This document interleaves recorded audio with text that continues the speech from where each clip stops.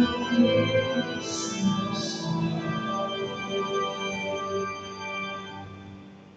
ngalan ng Ama at ng Anak at ng Espiritu Santo. Amen. Sumainyo ang Panginoon. At sumainyo rin. Mga kapatid, aminin natin ang ating mga kasalanan upang tayo maging marapat gumanap sa banal na pagdiriwang.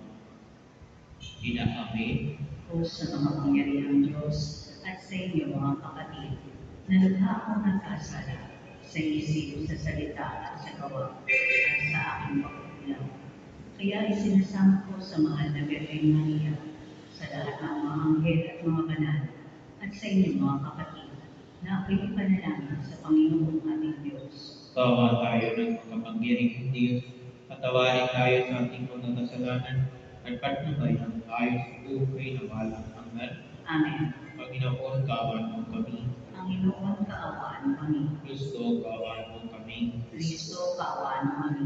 Panginoon, kaawaan mo kami. Panginoon, kaawaan mo kami. Manalangin tayo.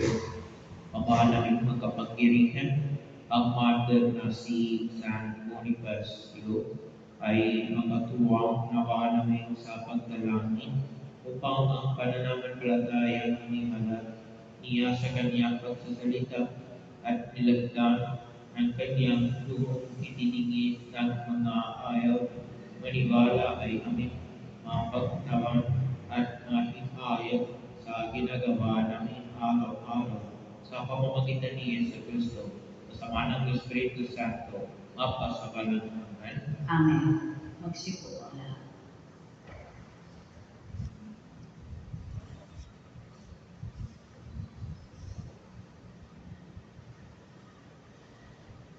Ang simula ng ikalawang sulat ni Apostol San Pablo kay Timoteo. Mula kay Pablo na niloob ng Diyos na maging apostol ni Cristo Jesus upang mangaral tungkol sa buhay na ipinangakong kakamtan natin kay Cristo Jesus. Kay Timoteo na minamahal kong anak, sumayo nawa ang pagpapala, ang habag at ang kapayapaan mula sa Diyos Ama at kay Cristo Jesus na ating Panginoon. Nagpapasalamat ako sa Diyos na pinaglilingkuran ko ng tapat tulad ng ginawa ng aking mga ninuno tuwing aalalahanin kita sa aking mga panalangin araw-gabi. Dahil dito, ipinaalala ko sa iyo na maging masigasig ka sa pagtupad sa tungkulin tinanggap mo sa Diyos nang ipatong ko ang aking mga kamay sa ulo mo. Sapagkat hindi espiritu ng kaluwagan ang ibinibigay natin sa Diyos, kundi espiritu ng kapangyarihan, pag-ibig at pagpipigil sa sarili. Kaya't huwag mong ikahihiya ang pagpapatutok ko tungkol sa Panginoon o ang aking pagkabilango dahil sa Kanya. Sa halip, makihati ka sa kahirapan dahil sa mabuting balita. Sa tulong na Diyos na nagligtas at tumawag sa atin upang tayo maging Kanyang bayan. Ito'y ginawa niya sa pamamagitan ni Cristo Jesus. Hindi dahil sa ating mga gawa, kundi ayon sa Kanyang layunin at kagandahang loob na inilaan sa atin bago pa magsimula ang panahon. Ngunit nahayag lamang ito nang dumating si Cristo Jesus na ating tagapagligtas. Nilubig niya ang kamatayan at inihayag ang buhay na walang hanggan sa pamamagitan ng mabuting balita. Ako'y ginawang apostol at guro upang ipahayag ang mabuting balita nito. At iyan ang dahilan kaya ako nagdurusa ng ganito. Gayunmay, hindi ko inahihiya ang nangyayari ito sa akin, sapagkat lubos nakikilala ang aking pinananaligan at nagtitiyak kong maiingatan niya hanggang sa huling araw ang ipagkatiwala ko sa Kanya. Ang salita ng Diyos. Salamat sa Diyos. Ang matakoy na katuon sa iyo lamang, Panginoon. Ang matakoy na katuon sa Sa iyo lamang, Panginoon. Ang aking pangmasid doon nakapukol sa luklukang trono mo, O Panginoon. Tulad ko'y alipin ang inaasahan, ay ang amo niya para matulungan. Ang mata ko'y nakatuon sa iyo lamang, Panginoon. Kaya walang humpay ang aming tiwala hanggang ikaw poon sa aming kahawa. Ang mata ko'y nakatuon sa iyo lamang, Panginoon. Magsitayo po ang lahat.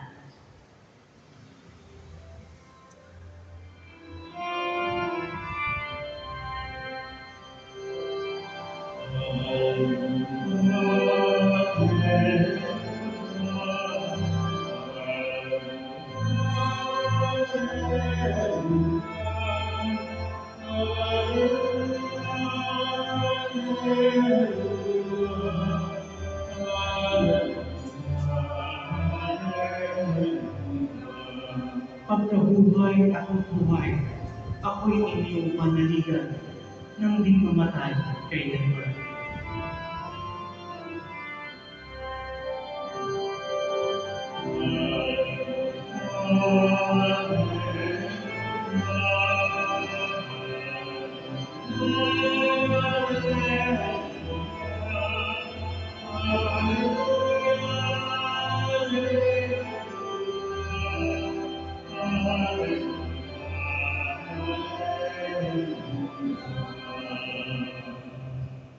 Sumadio ang Panginoon. At sumayin Ang mabuting balita ng Panginoon ayon kay San Juan.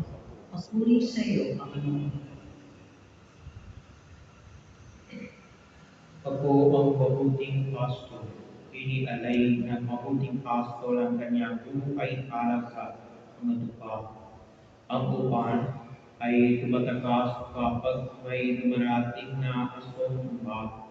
Iniiwan niya ang mga tupa, balibasan. Hindi siya pastor at hindi kanya ang mga ito. Kaya sinusungawan ng asong gawat ang mga ito at inubulag. Tumatakas siya, palibasa, upanan, labanan at walang malasakit sa mga tupa. Ako ng ang mabuting pastor kung paano kilala ako ng Ama at siya kilala ko, gayon din naman. Kilala ko ang aking mga tupa at ako naman kilala nila at inialay ko ang aking buhay para sa aking mga tupa. Mayroon akong iba pang mga tupa na lalapa sa kulungan. Ito kinagalingan sila ipasok ko rin at kapag kinaugan nila ang aking tinig sa tuyo, magkaroon ng isang gawa na may isang pastor. Ang mabuting balita ng Panginoon. Pinupuri ka namin, Panginoong Yesu-Kristo. My dear brothers and sisters in Christ Jesus, today we celebrate the memorial of Saint Boniface, who is a martyr who dedicated his life for the people of Germany. He was born in England and he was raised in a Benedictine monastery. Pope Gregory II gave him the name Boniface along with a commission to preach to non-Christians, and he was named a bishop of Germany in 754. He and 30 companions were killed by non-Christians while preparing to confirm more conversion.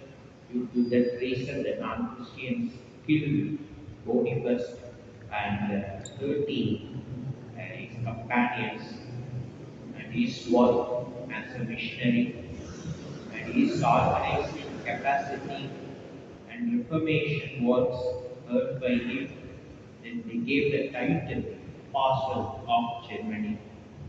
My dear brothers and sisters in Christ Jesus, that's why we read the Gospel reading from John chapter 10, verses 11 to 16. I am a good shepherd. Since St. Boniface, as a bishop, was able to lead the people in a right path, many they were able to change, many they were not able to accept him and accept Jesus. And that's the reason they killed Boniface. In today's context, in our life, many people are there, non-believers we can find, and we have the responsibility to pray for them. Our prayers are so strong when we pray faithfully for the non-believers. Definitely, they will have some kind of conversion in their heart and mind. The non-believers are not outside; they are within your family. Somewhat, some kind of problem due to some kind of reason, they go apart from Jesus. They go far from Jesus. So it's our responsibility to bring back them. Let us start from our own family. Let us start from our own friend circle. And let us pray for them. And then let us help the society who are not believing in Jesus. Let us help them through our prayers. And like Saint Boniface, let us stand fast in what is right and prepare our souls for prayer. He was very courageously, he was able to give his life for Jesus. The same courage, the same faith we should have when we proclaim Christ Jesus in our action and words. So let us be courageous, let us deepen our faith, let us proclaim Jesus faithfully, trustfully, honestly. Amen.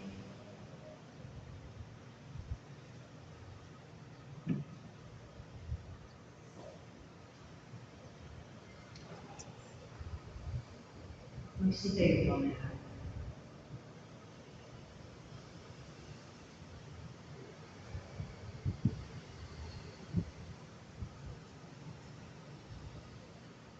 After every intentions, let us say, Panginoon, tingin mo ang aming panalangin. Panginoon, tingin mo ang aming panalangin. Ang simbahan naway patuloy na magpahayag ng mabuting balita ng muling pagkabuhay at ng buhay na darating. Manalangin tayo sa Panginoon. Panginoon, tingin mo ang aming panalangin. Sa ating pang-araw-araw na buhay, tayo naway makapaghatid ng liwanag ng pag-asa sa mga nabubuhay sa kadiliman at kawalan ng pag-asa. Manalangin tayo sa Panginoon. Panginoon, tingin mo ang aming panalangin. Ang mga Kristiyano saan man, naway hindi maging mga taong legalismo at mga panlabas na tumutupad sa batas, kundi maging mga taong mayroong pusong ginagawa ang mga nararapat nilang gawin bilang mga anak ng Diyos. Manalangin tayo sa Panginoon. Panginoon, tingin mo ang aming panalangin. Ang mga may sakit, naway matagpuan ang mapagpagaling na presensya ni Kristo sa kanilang buhay. Manalangin tayo sa Panginoon. Panginoon, tingin mo ang aming panalangin. Sa ating pananalangin para sa imaho at para sa mga nagduluksa para sa kanilang paglisan, naway magdulot sa kanila ng pag-asa at kasiyahan sa kanilang pagtinagpis ng muling pagkabuhay ni Kristo. Manalangin tayo sa Panginoon. Panginoon, tingin mo ang aming panalangin. Sa sandaling katahimikan ay ilog natin sa Panginoon ang ating mga personal na intensyon.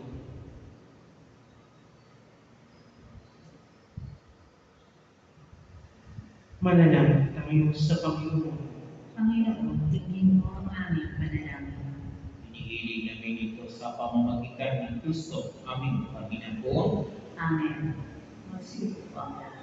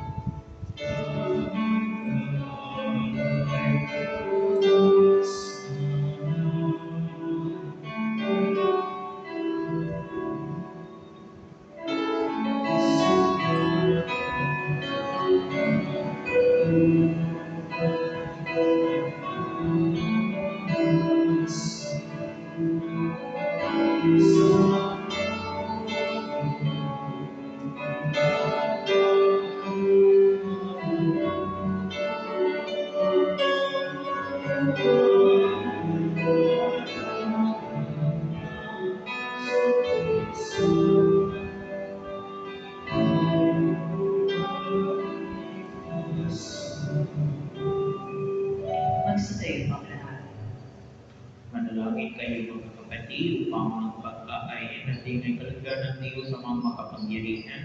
Tanggapin nawa ng Panginoon itong paghahain sa iyong mga kamay, sa purihan niyang karangal sa ating kapakinabangan, at sa buong sambayanan niyang banal. Ama naming lumikha at kabanalani mo at bastasan ang mga alay na nakahanda upang paalipin. Ito ang aming diwa sa dinas ng pag-ibig mo na nagdulot ng kabuhay sa pagpapakasakit ni San Boniface sa pamamagitan ni Yesu Cristo kasama ng Espiritu Santo magpasawalang hanggan. Amen. Sumayo ang Panginoon. At sumayin niyo rin. Ika sa Diyos ang inyong puso at diba. Itinaas na namin sa Panginoon. Pasalamatan natin ang Panginoon nating Diyos. Marapat na siya ay pasalamatan. Ama naming makapangyarihan, tunay ng marapat na ika ay aming pasalamatan sa pamamagitan ni Yesu Cristo na aming Panginoon. Siya ang salitang katuwang mo at kapiling. Noong ang lahat ng umiiral ay iyong likain. Siya sa dugo mo para kami sa nibitlain. Kaya siya pinalignan ng mahal na Birhen na naging kanyang inaangkot sa kapapangyarihan ng Espiritu Santo. Pinako niya ang sungay ng luho mo at gamitin ang sabayan ng banal para sa iyo. Pinagtisan sa luho niyang nilunan sa krus ang kanyang mga kamay upang magkawagas ang kamatayan at mapayag ang kabuhay.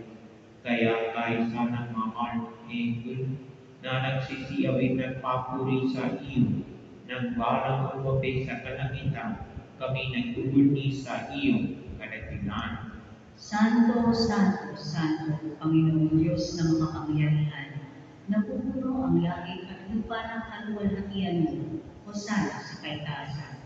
Pinagbala ang nakalilito sa ngalan ng Panginoon, Hosana sa kaitaasan. Ama, naming banal, ika ang upal ng tanang kabanalang, kaya sa pamamagitan ng iyong Espiritu gawin mo banal ang kaloob na ito upang para sa aming maging katawan at dugo ng aming Panginoon Yesu Cristo. Bako niyang pinagtisang luho na maging handang na wakan niyang pinasalamatan kanyang pinaghati-hati niya iyon inipo sa kanyang mga alakad at sinabi, tanggapin ninyong lahat ito at kanin. Ito ang aking katawan na ikahanda para sa inyo.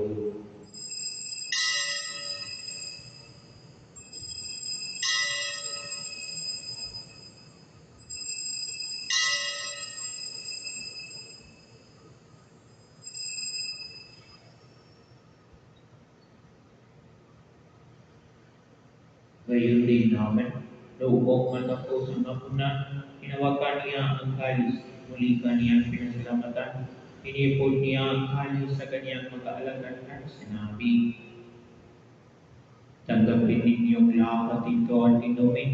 Ito ang kalis ng aking dugo ng bako at balang hanggang tipan, ang aking dugo na ibubuhos para sa inyo at para sa lahat, sa ikababadwar ng mga kasalanan.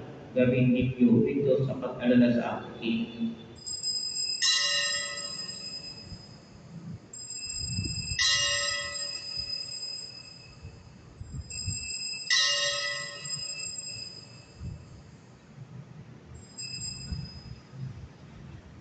Itutuloy natin ang misteryo ng pananampalataya.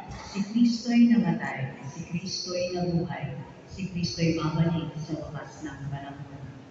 Ama, ginagawa namin ngayon ang pag-alala sa pagkamatay at muling pagkabuhay ng iyong anak, kaya dinilay namin sa iyo ang tinapay na nagbibigay buhay at ang kalis na nagkakalo ng kaligtasan. Kami nagpapasalamat dahil kami iyong pinarapat na tumayo sa araw mo para maglingkod sa iyo. Isinasama namin kaming magkasalo-salo sa katawan at dugo ni Kristo ay mapikot sa pagkakaisa sa pamamagitan ng Espiritu Santo. Ama, lignatin mo ang iyong sambahan at nang sa buong daigdig Puspusin mo kami sa pag-ibig kay San Francis po naming Papa at ni Pablo Virgilio Sir naming Obispo at ng Tanang Kaparitan. Alalahanin mo rin ang mga kapatid na himlay ng may pag-asang sila ay muling mabubuhay. Gayon din ang lahat ng mapumanang. Kawan mo sila at katluyan sa iyong kaliwanagan. Kawan mo at pag-ingapat din kaming lahat na makasalo sa iyong buhay na balang bukas. Kaisa ng mahal na Birhen Maria na Ina ng Diyos, kaisa ng mga pusat ng lahat ng pagkanan na nabubuhay dito sa daigdig ng lukod-lukod sa iyo, maipagtibang na ba namin ang pagpapuri sa ikararangal mo sa pamamagitan ng iyong anak na aming Panginoon, Yesu Kristo.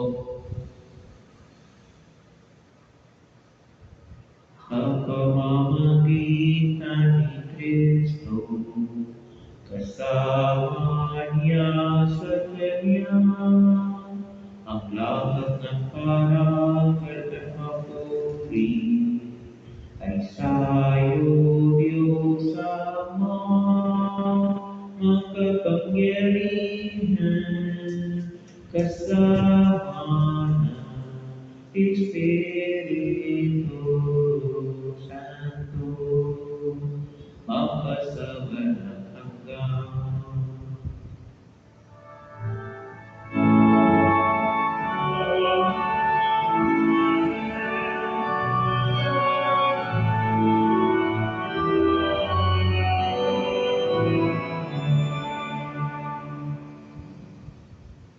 Sa tagabili nagagaling na utos sa turo ni Jesus na Panginoon nating at Diyos ay bayad nating ng lakas loob.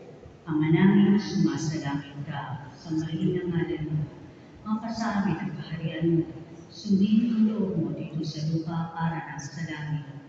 Bigyan mo kami ngayon ng aming kamanin sa araw-araw at patawarin mo kami sa aming mga sala para ng pagpapatawad namin sa nagkakasala sa amin.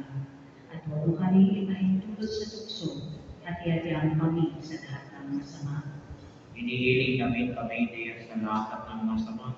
Pagkalooban ng kapayapaan araw-araw ay ligtas sa kasalanan at nilayo sa lahat ng kapapatan samantalang namin pinanamig ka ng dakilang araw ng pagpapahayag ng kapagligtas namin si Yesu Kristo. Sapagkat iyong kaharian at ang kapangyarihan at ang kapulihan magpakailanman. Amen. Panginoon Yesu Kristo, sinabi mo sa iyong mga apostol, kapayapaan ang iniwan ko sa inyo, ang aking kapayapaan ang ibinigay ko sa inyo. Tumahan mo ang aming pananampalataya, huwag ang aming pagkakasala. Pagkalooban mo kami ng kapayapaan at pagkakaisayon sa iyong kalooban kasama ng Espiritu Santo, mapasawalang hanggan. Amen. Ang kapayapaan ng Panginoon ay laging sumanyo At sumainyo rin. magbigay ng kapayapaan sa isa't isa.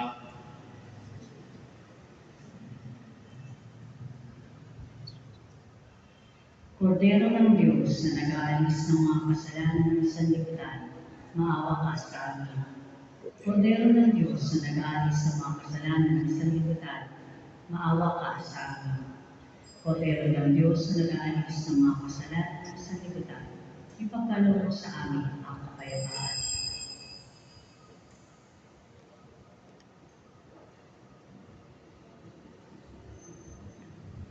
Ito ang kordero ng Diyos. Ito ang nakaalis ng kasalanan ng sanlibutan. Mapalaran mga yuniyayahan sa kanyang piging. Panginoon, hindi ako karapat-dapat na magpatuloy sa iyo, ngunit sa isang salita mo lamang ay gagaling na ako.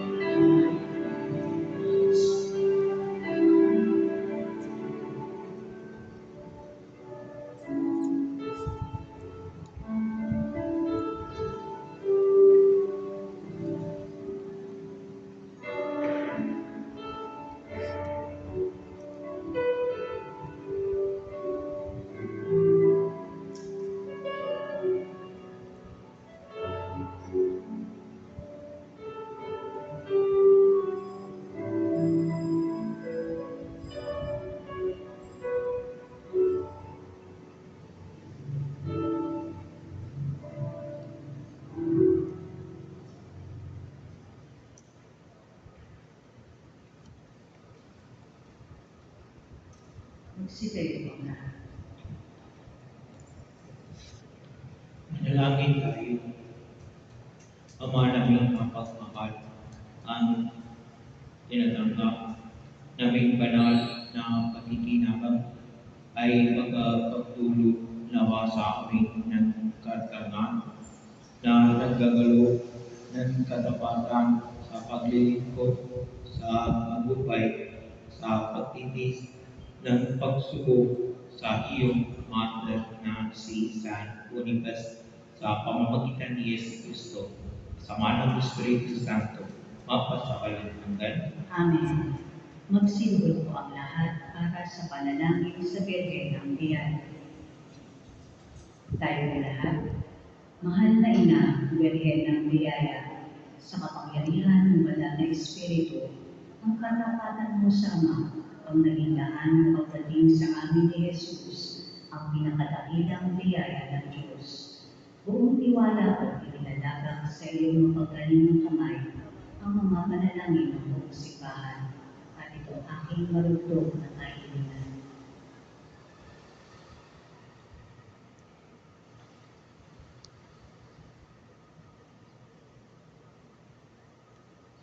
Mapagmahal na Ina, Birhen ng Biyaya, tulad mo ipinagbubayang ko ang aking buhay sa karunungan at awa ng ating Ama. Maganap nawa ang kanyang kalooban sa akin at sa mga taong inihahabilin ko sa iyong pangangalaga. Kaisa mo, O Ina ng Biyaya, ako'y dumadalangin sa Ama, sa ngalan ni Jesus, at sa tulong ng Banal na Espiritu. Amen. Magsitayo po ang lahat.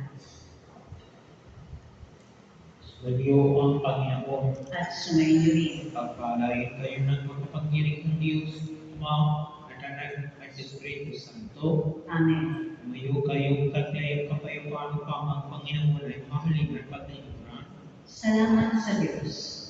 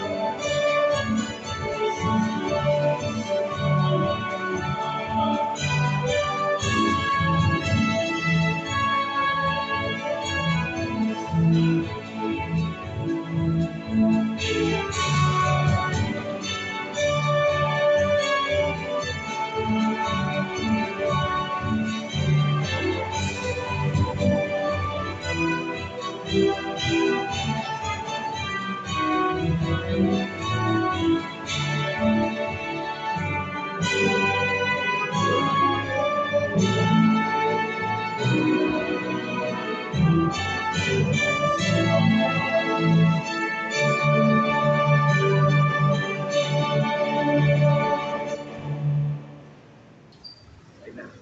Good morning, ladies and gentlemen. Please subscribe my YouTube channel, Cap TV, People TV. Thank you and God bless.